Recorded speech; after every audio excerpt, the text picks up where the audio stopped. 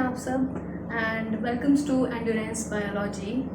Last lecture में हमने sexual reproduction start किया था एंड इस लेक्चर में हम ट्राई करेंगे कि ये ख़त्म हो जाए। ओके तो इसके अंदर अभी आपको जो पढ़ना है आज वो है सेक्सुअल रिप्रोडक्शन के इवेंट्स। तो अभी तक आपने सारे टर्मिनोलॉजीज पढ़ लिए थे, जितने भी एग्जाम्पल्स थे प्लीज़ उसको एनसीईआरटी से रेफर कर लीजिएगा। ठीक है, आज के लेक्चर में हम पढ़ने वाले हैं सेक्सुअल रिप्रोडक्शन और उसके इवेंट्स, यानी कि क्या क्या इवेंट्स होते हैं अगर एक सेक्सुअल रिप्रोड्यूसिंग ऑर्गेनिज्म है उसके अंदर क्या क्या इवेंट्स होते हैं। गैमेट का फॉर्मेशन होगा, ऑब्वियसली बात है, क्योंकि हम बोल रहे हैं यहाँ पर गैमेट पार्टिसिपेट करते हैं। तो यहाँ पे सबसे पहले क्या हो रहा होगा, गैमेट का फॉर्मेशन। भैया पहले फॉर्मेशन कराओगे तभी तो फ्यूजन कराओगे, बिना गैमेट्स के कैसे फ्यूजन हो जाएगा। तो पहले फॉर्मेशन कराओगे गैमेट्स का, उसके बाद उनका ट्रांसफर कराओगे, है ना। अगर एक ही बॉडी के अंदर बन रहे हैं तो भी ट्रांसफरेंस तो होगा ही, बिकॉज अपने खुद के ही अर्थवॉर्म जो होगा अपना खुद का मेल और फीमेल गैमेट से फ्यूज करा के तो नहीं बना लेगा, उसका भी ट्रांसफर होगा।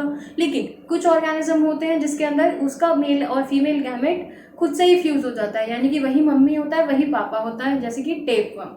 ठीक है, टेपवर्म यानी कि समझते हो पैरासाइट होता है एक। ओके, तो वो आपका प्लेटहेलमिन्थीज में आता है एंड वो पैरासाइट होता है, तो उसी की बॉडी के अंदर मेल और फीमेल दोनों गैमेट बन रहे होते हैं एंड दोनों गैमेट वहीं पे फ्यूज हो जाते हैं। ठीक है, मम्मी भी वही है पापा भी वही है, समझ गए। अर्थवर्म के केस में क्या होता है, होते तो दोनों सेम सेक्स ऑर्गन्स होते तो हैं, लेकिन दोनों एक दूसरे से फ्यूज नहीं करते, दोनों ऑपोजिट वाले से फ्यूज करते हैं, समझ गए। ठीक है, और अगर और दूसरे ऑर्गेनिज्म में देखेंगे तो क्या होगा, उसमें जो अलग अलग सेक्स ऑर्गन्स अलग अलग बॉडी में मिलेंगे। ठीक है, प्लांट्स के केस में भी सिमिलर थिंग है। अब प्लांट्स के बारे में देख लो। प्लांट्स में क्या होता है कि फ्लावर्स जो होते हैं वो दो तरह के होते हैं। ठीक है, कैसे, फ्लावर्स जो होंगे अगर मेल और फीमेल सेक्स ऑर्गन दोनों प्रेजेंट है फ्लावर के अंदर, ठीक है, तो वो कैसा हो जाता है, बाइसेक्सुअल फ्लावर हो जाता है। अगर मेल सेक्स ऑर्गन्स प्रेजेंट है ओनली फ्लावर के अंदर, तो वो क्या हो जाएगा, स्टैमिनेट, बिकॉज मेल ऑर्गन को क्या बोलते हैं आप, स्टेमन बोलते हैं। तो ऐसा फ्लावर जिसके अंदर सिर्फ स्टेमन है वो स्टैमिनेट, ऐसा फ्लावर जिसके अंदर सिर्फ पिस्टल है, पिस्टल क्या होता है, पिस्टल होता है वो फीमेल पार्ट ऑफ फ्लावर। ठीक है, तो अगर सिर्फ पिस्टल है तो वो क्या हो जाएगा, पिस्टलेट। ठीक है, तो ये चीजें थोड़ी थोड़ी से हम ऑर्गेनिजम्स पढ़ने वाले हैं जो कि उनके सेक्स ऑर्गन्स के बेसिस पर डिफरेंट डिफरेंट होते हैं। ठीक, शुरुआत करते हैं, कैसे करते हैं। तो सबसे पहली चीज होती है गैमेटोजेनेसिस। ठीक है, तो इवेंट्स क्या क्या है, अब हम इवेंट्स देखते हैं। तो रिप्रोडक्शन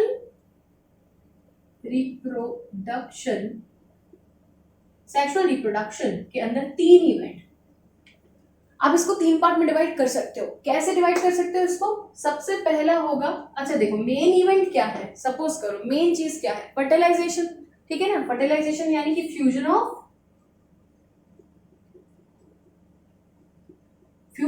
गैमेट। ठीक है, फ्यूजन ऑफ गैमेट, तो फ्यूजन ऑफ गैमेट से पहले वाले जो फेजेस होंगे वो क्या होंगे, प्री फर्टिलाइजेशन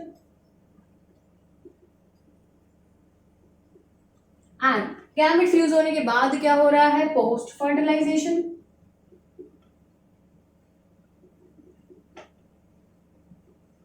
समझ आती है बात। ठीक है, तो क्या होगा, 3 इवेंट्स हो गए, pre fertilization, fertilization and post fertilization. Pre fertilization में क्या आएगा, यानी कि गैमेट के फ्यूजन से पहले गैमेट का बनना और गैमेट का ट्रांसफर होना, बिल्कुल सही। ठीक है, तो यहां पर 2 चीजें आएंगी, एक होगा gamete formation and transfer of gamete. ठीक है, फॉर्म होना उसके बाद ट्रांसफर होना। गैमेट फॉर्मेशन को एक टर्म दिया जाता है गैमीटोजेनेसिस, किसी भी वर्ड के आगे जेनेसिस लगाए दैट मींस उसकी प्रोसेस की बात कर रहे हैं, फॉर्मेशन की प्रोसेस की बात कर रहे हैं, एंड गैमेट के आगे लगा दिया तो गैमेट के फॉर्मेशन की प्रोसेस हो जाती है।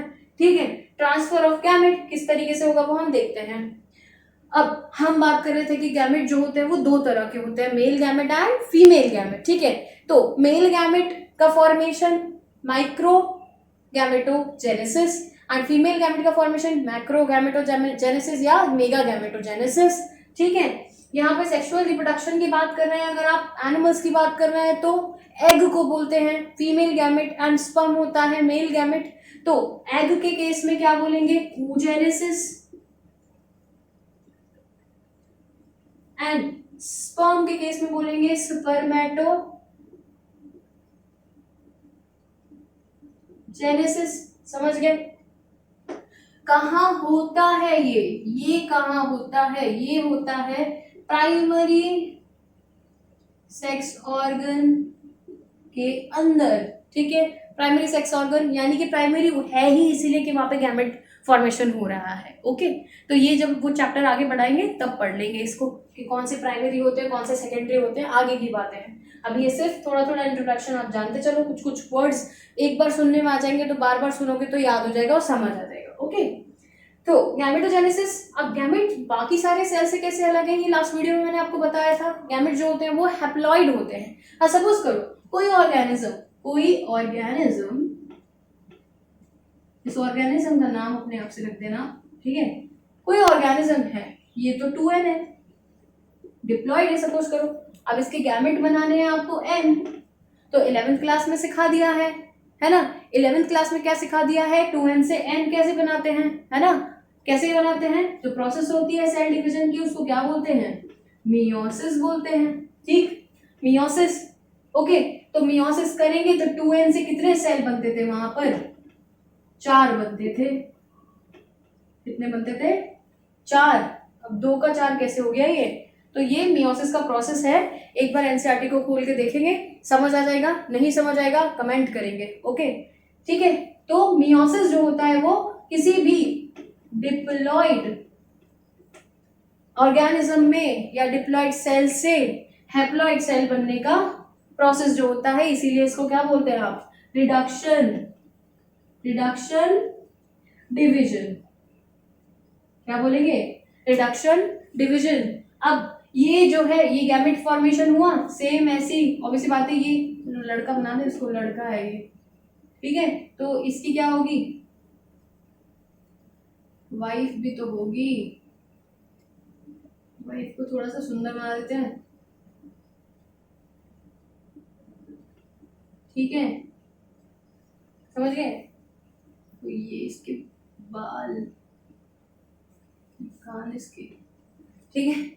तो इसके भी गैमेट बनेंगे, इसके गैमेट और इसके गैमेट फ्यूज होंगे एंड क्या बनेगा? 2n। तो अल्टीमेटली आपको बनाना क्या है? जो आने वाला ऑर्गेनिज्म है वो 2n ही होना चाहिए, डिप्लॉइड ही होना चाहिए, अपने मम्मी पापा जैसी ही प्लॉइड ही होनी चाहिए। और उस चीज के लिए क्या करना पड़ेगा? मियोसिस करना पड़ेगा। अगर मियोसिस नहीं करते तो क्या होता? सोचो कि 2n तो पापा का आता, ठीक है ना? यहाँ से 2n आता पापा का, 2n आता मम्मी का, बच्चा हो जाता था 4n, ठीक है? यानी कि 2 हाथ 2 पैर, सारे कैरेक्टर कुछ ज्यादा ही एक्स्ट्रा, है ना? और वो अपना बच्चा पैदा करता तो कुछ और ही पैदा होता है ना? तो एक पर्टिकुलर स्पीशीज तो फॉर्म हो ही नहीं पाती कभी भी, ठीक है? उसकी प्लॉइडी मेंटेन नहीं हो पाती, नंबर ऑफ क्रोमोसोम्स मेंटेन नहीं हो पाते, इसीलिए गैमेट्स क्या होते हैं? रिडक्शन डिवीजन करते हैं, मियोसिस करते हैं, जिससे कि क्या हो? नंबर ऑफ क्रोमोसोम्स जो है वो जनरेशन आफ्टर जनरेशन मेंटेन रहे। समझ गए? ठीक है, बहुत बढ़िया। तो बनाने, ठीक, ओके? तो ये तो एक छोटी सी बात हो गई। समझ आ गया आपको मियोसिस क्यों जरूरी है गैमेटोजेनेसिस में? समझ आ गया, ठीक? प्रोसेस समझ आ गई। एग के फॉर्मेशन की प्रोसेस, एग के फॉर्मेशन की प्रोसेस क्या होती है? oogenesis। एंड स्पर्मेटोजेनेसिस, स्पर्म के फॉर्मेशन की प्रोसेस होती है। समझ गए? ठीक है, अब इसको आगे बढ़ाते हैं। अब जो गैमेट हैं, क्या है? गैमेट। ये गैमेट अपने शेप के हिसाब से, इनके कैरेक्टर्स के हिसाब से ये 2 तरह के होते हैं। अगर सपोज करो मेल एंड फीमेल गैमेट दोनों एक से हैं, एक जैसे दिखने वाले, है ना? ये मेल और ये फीमेल। अब तुम बोलोगे ब्लैक और ब्लू है, मार्कर सिर्फ मार्कर, ठीक है? तो ये क्या होगा? अगर ये दोनों सेम दिख रहे हैं, बिल्कुल सेम, यानी कि कुछ इस तरीके के,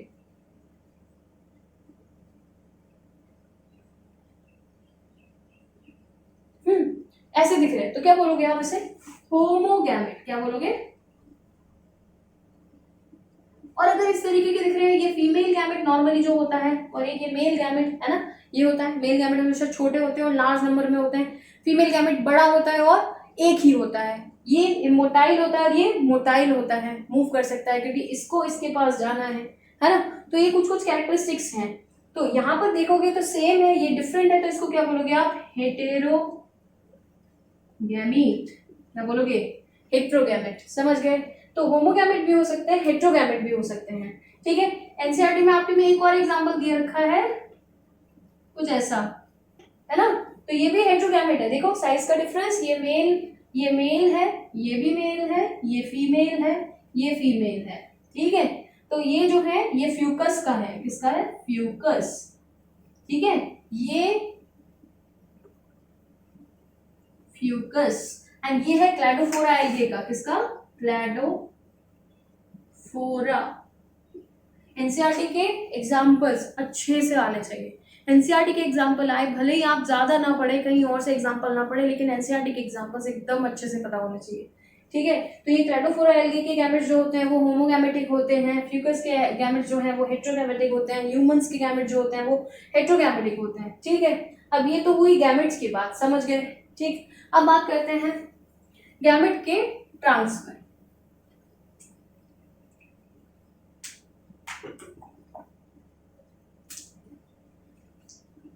अच्छा एक चीज और बताओ कि अगर कोई ऑर्गेनिज्म हैप्लॉइड ही है तो क्या वो मियोसिस करेगा? अगर कोई ऑर्गेनिज्म सिर्फ हैप्लॉइड है तो क्या वो मियोसिस करेगा? अगर इसका सपोज करो सेक्सुअल रिप्रोडक्शन कर रहा है, ठीक है, तो क्या होगा, हैप्लॉइड है तो ऑब्वियसली बात है गैमेट फॉर्मेशन के लिए मियोसिस की जरूरत नहीं पड़ेगी। तो यहाँ से गैमेट ट्रांसफर हुआ, यहाँ से गैमेट ट्रांसफर हुआ, ये एन लिखा है मैंने, ठीक है। तो ये मिलेगा तो 2n नहीं बना लेगा, 2n zygote, mummy papa n और बच्चा 2n, बहुत नाइंसाफी।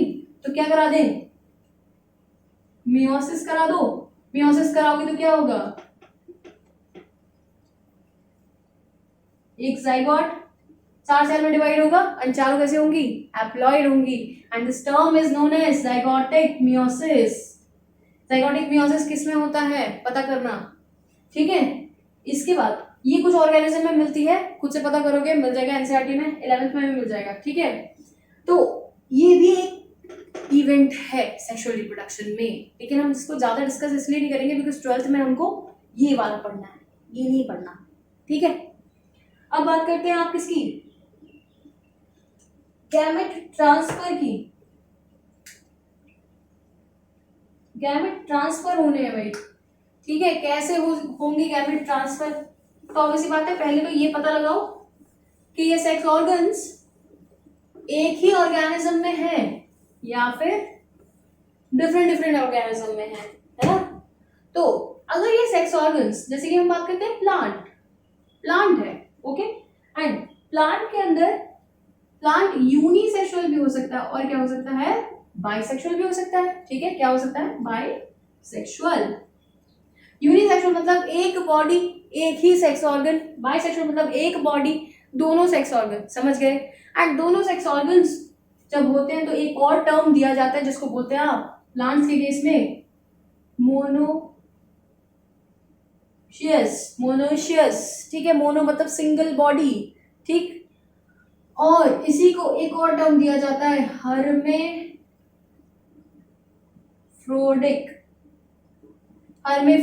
या हर्मेफ्रोडिक। प्लांट के केस में नहीं बोलते इसको, लेकिन ये टर्म यूज होते हैं, है ना, आपस में रिलेटेड है इसलिए मैं साथ में करा रही हूँ।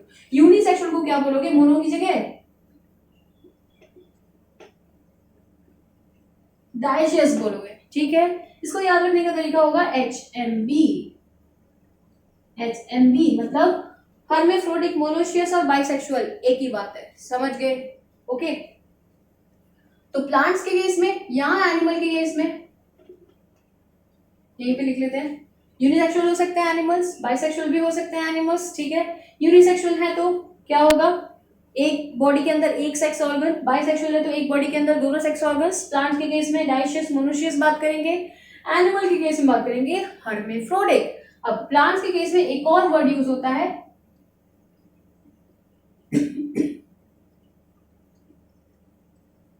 हेट्रोथैलिक, थैलाई, थैलस, यानी कि क्या, थैलस मतलब इरेगुलर मास था आपका कभी 11th में, है ना, आपका नहीं था प्लांट्स का रेगुलर मास, ठीक है। तो हेट्रो मतलब two different thalli, two different sex organs is called unisexual, okay. And एक ही थैलाई यानी कि होमोथैलिक, यानी कि सिंगल थैलाई के अंदर दोनों सेक्स ऑर्गन्स, तो क्या हो जाएगा, बाइसेक्सुअल। समझ गए, ये चीज समझ आ गई हो अगर, तो अब ट्रांसफर बहुत इजीली समझ आ जाएगा।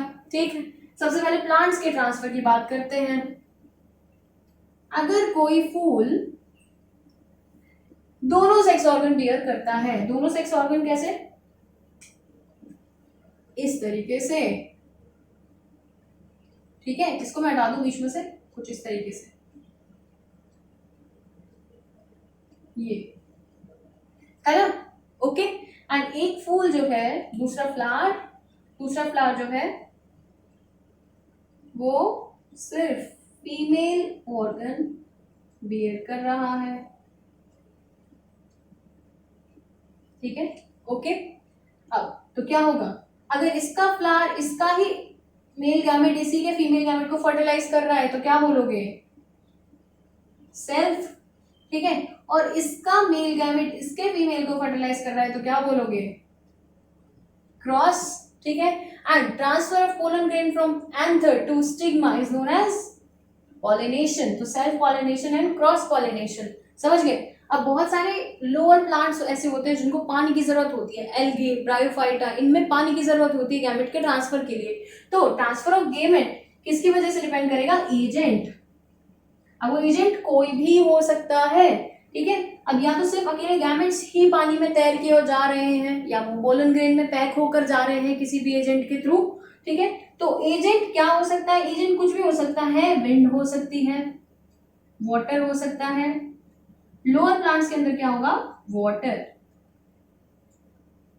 ठीक है, या फिर विंड हो सकती है, कोई भी एनिमल हो सकता है, इंसेक्ट हो सकते हैं, बर्ड्स एटसेट्रा। ओके, किसी भी मीडियम से ये जा सकता है। तो ट्रांसफर ऑफ गैमेट प्लांट्स के केस में तो इस तरीके से हो गया। एंड ट्रांसफर ऑफ गैमेट अगर आपके एनिमल्स के कैटेगरी में पूछा जाए तो एनिमल्स के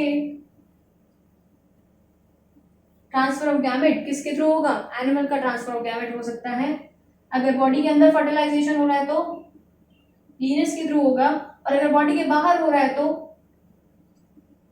वाटर में ट्रांसपोर्ट हो जाएगा। समझ गए, मेल और फीमेल दोनों अपने अपने गैमेट जो होंगे वो पानी में रिलीज कर देंगे और उससे क्या हो जाएगा, ट्रांसफर हो जाएगा गैमेट का और बाहरी फर्टिलाइजेशन हो जाएगा। समझ गए, तो ट्रांसफर ऑफ गैमेट किसी भी तरीके से हो सकता है। अब हम बात करते हैं सेकेंड टर्म की, किसकी बात करते हैं,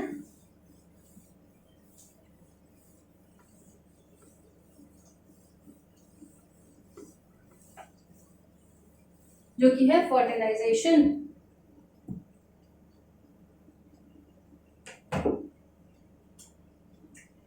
फर्टिलाइजेशन एक्सटर्नल एंड इंटरनल, कैसा भी हो सकता है, एक्सटर्नल भी हो सकता है और इंटरनल भी हो सकता है। फर्टिलाइजेशन एक्सटर्नल हो रहा है, दोनों मेल गैमेट बाहर रिलीज होकर बाहर रिफ्यूज करके बाहर जाइगोट बनाएंगे। फर्टिलाइजेशन इंटरनल हो रहा है, दोनों गैमेट क्या कर रहे हैं, अंदर फ्यूज हो रहे हैं और अंदर डेवलप हो सकते हैं या बाहर डेवलप हो सकते हैं। तो दो डिफरेंट वर्ड होते हैं, फर्टिलाइजेशन होता है, फर्टिलाइजेशन के बाद होगा डेवलपमेंट जो कि पोस्ट फर्टिलाइजेशन में आएगा। समझ गए, तो फर्टिलाइजेशन एक्सटर्नल और इंटरनल दोनों हो सकता है। ठीक है, तो अब इसको आगे बढ़ाते हैं हम। अब एक बात बताओ, फ्यूजन ऑफ गैमेट होता ही होगा हमेशा फर्टिलाइजेशन में, ये जरूरी है। फर्टिलाइजेशन का टर्म का मतलब ही है फ्यूजन ऑफ गैमेट्स। ठीक है, फ्यूजन ऑफ गैमेट्स, फ्यूजन होता है गैमेट्स का, इसको एक टर्म और दिया जाता है सिनगैमी। ठीक है, सिन मतलब होता है जुड़ जाना। ठीक है, बायो में सिन का मतलब होता है जुड़ जाना। ठीक, तो सिनगैमी गैमेट्स का जुड़ जाना, बनाना क्या, जाइगोट, ये प्रोडक्ट है। ठीक है, अब बात करते हैं फ्यूजन ऑफ गैमेट, सिनगैमी अगर नहीं हो रही है और गैमेट अकेले एक गैमेट से, फीमेल गैमेट से ही ऑर्गेनिज्म डेवलप हो रहा है, उस प्रोसेस को क्या बोलेंगे। अगर फर्टिलाइजेशन नहीं होगा मतलब development of organisms without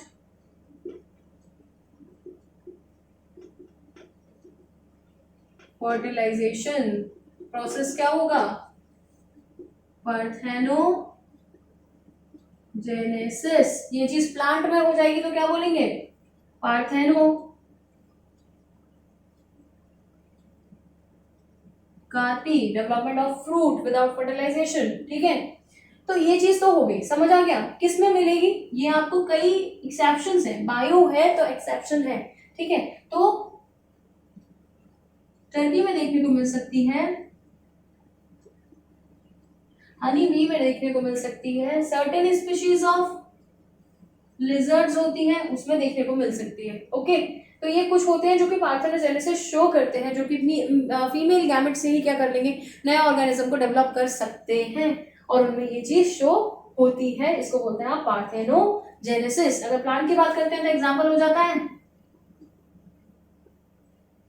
banana.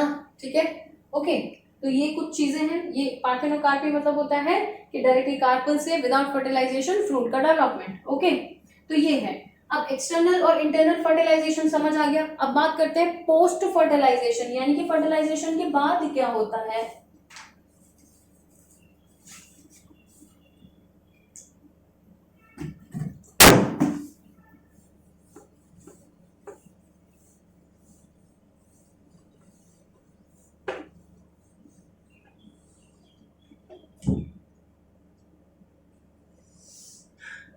Post fertilisation में एक तो होगा formation of zygote.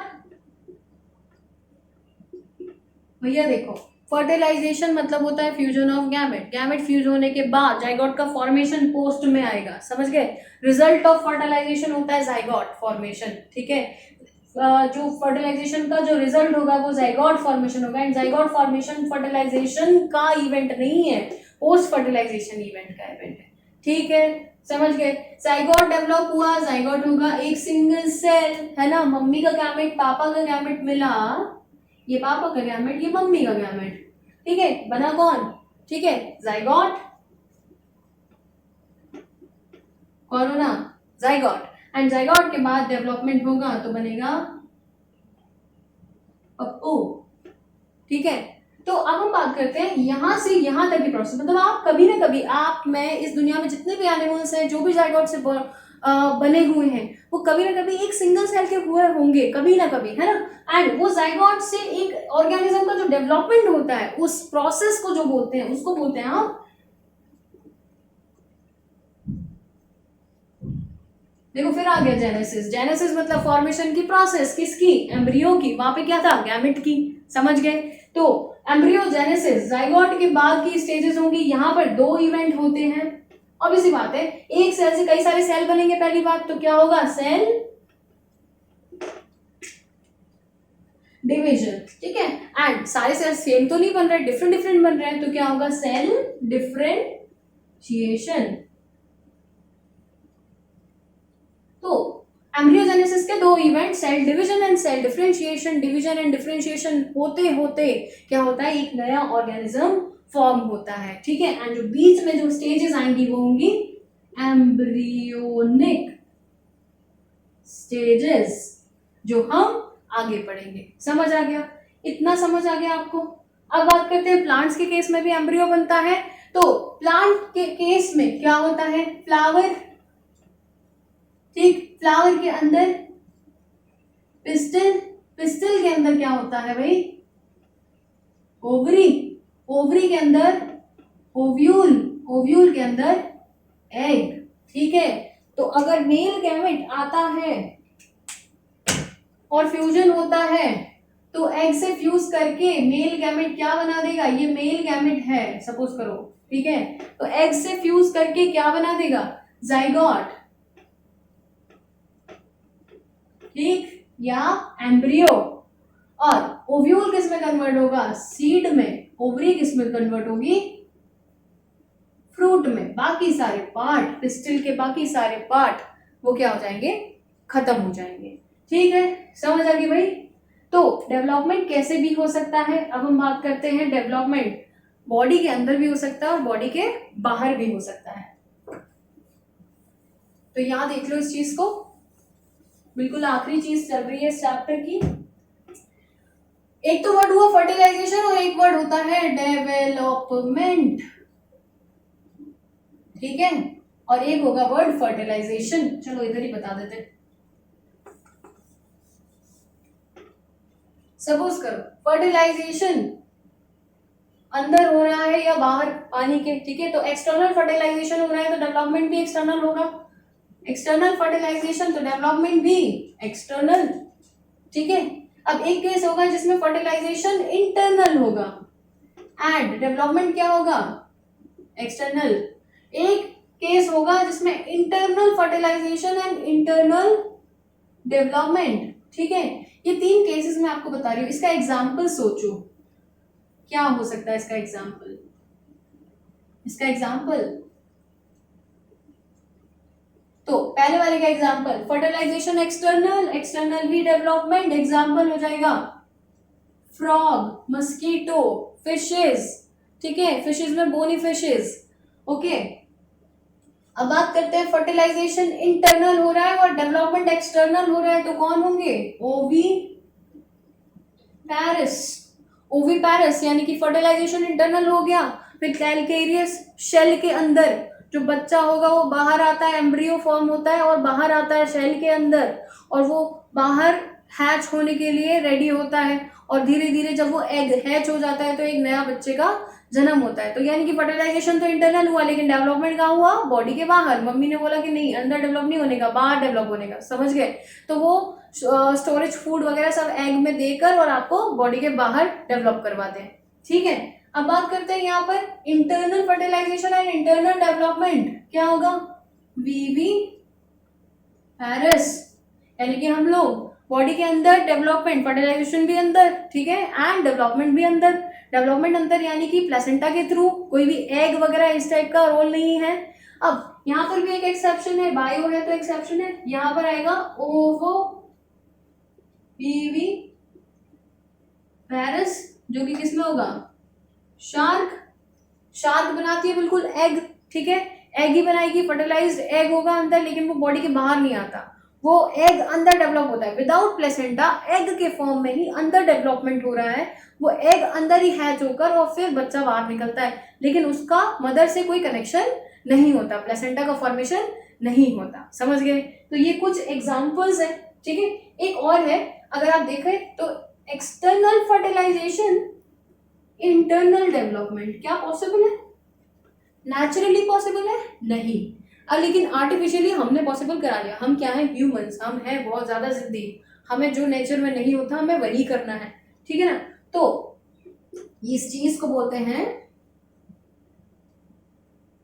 Test tube baby, समझ गए। यानी कि मेल गैमेट फीमेल गैमेट बाहर लिया, पेट्री डिश में मिलाया, जाइगोट बनाया, ठीक है, उसको एम्ब्रियोनिक स्टेज तक डेवलप करना है तो वो किया, नहीं तो जाइगोट डायरेक्ट ट्रांसफर कर दिया यूट्रस में, यूट्रस में इम्प्लांट हो गया और मम्मी ने बच्चे को जन्म दे दिया, समझ गए। लेकिन फर्टिलाइजेशन कहाँ हुआ, बाहर, समझ गए, ठीक है। तो ये चैप्टर में जितने भी टर्म्स है ना, ये सारे टर्म्स आपके चैप्टर 2 एंड चैप्टर 3 में यूज होने वाले हैं, तो आपको इसको अच्छे से पढ़ना है पहले, ओके। कोई प्रॉब्लम हो तो मुझे कमेंट करें, ओके। एंड ये आपको रिवाइज करके अब हम चैप्टर 2 स्टार्ट करेंगे, that is reproduction in flowering plants, okay. इसके अलावा अगर आपकी कोई भी क्वेरीज हो तो यू कैन कमेंट, किसी भी वीडियो के नीचे कमेंट कर दीजिए, मैं आपको रिप्लाई कर दूंगी। Thank you so much.